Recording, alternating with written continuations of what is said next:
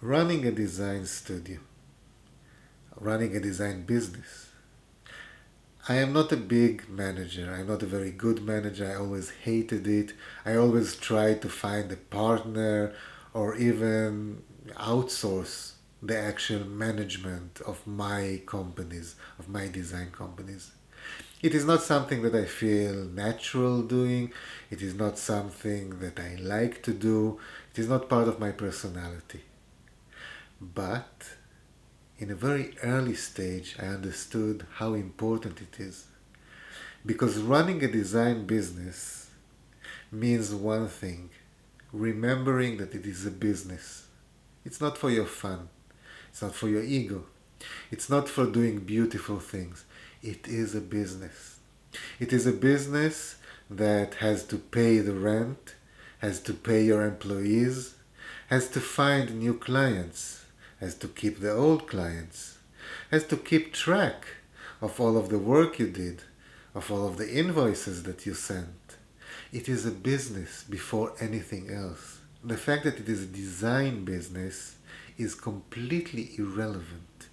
It could be a shop, it could be a shoe factory, it could be a restaurant.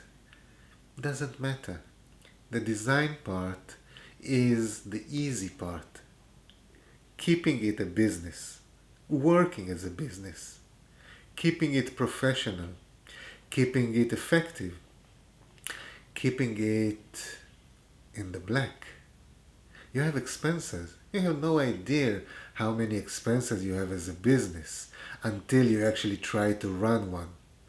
And then suddenly, when you have all these expenses, when you have the responsibility of having employees, suddenly you see that maybe you do have to take clients that you don't really want because they bring in the dough, they bring in the money, they pay the rent.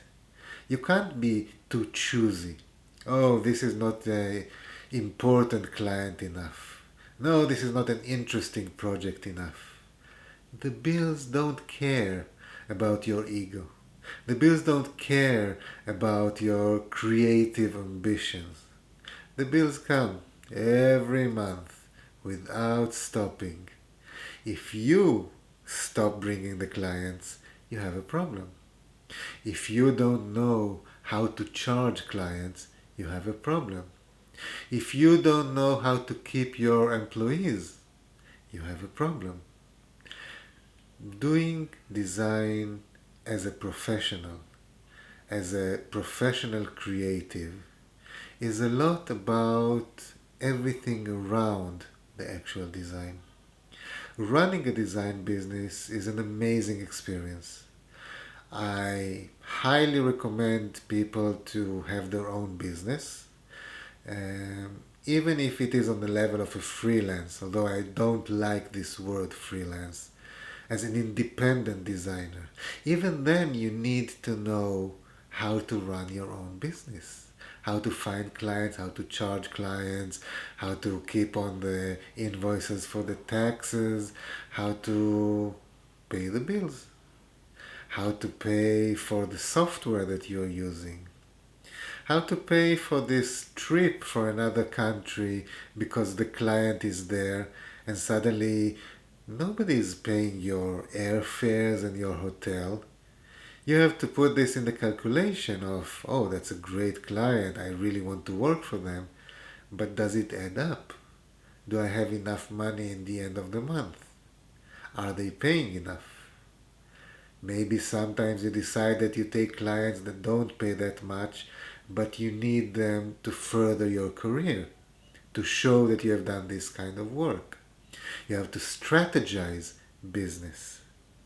So the only thing I'm saying basically is that if you're starting a design business, if you're thinking about starting a design business, even as an individual, an independent, but mainly as somebody who has a company, and sooner or later, if you're successful, you will need a company. You will need other employees. You can't do everything by yourself if you have big projects. When you go to this step of opening a design company, opening a design business, remember, it is a business. The design comes second. Find a way to learn how to run a business. Maybe there are some courses that you can take about running a business.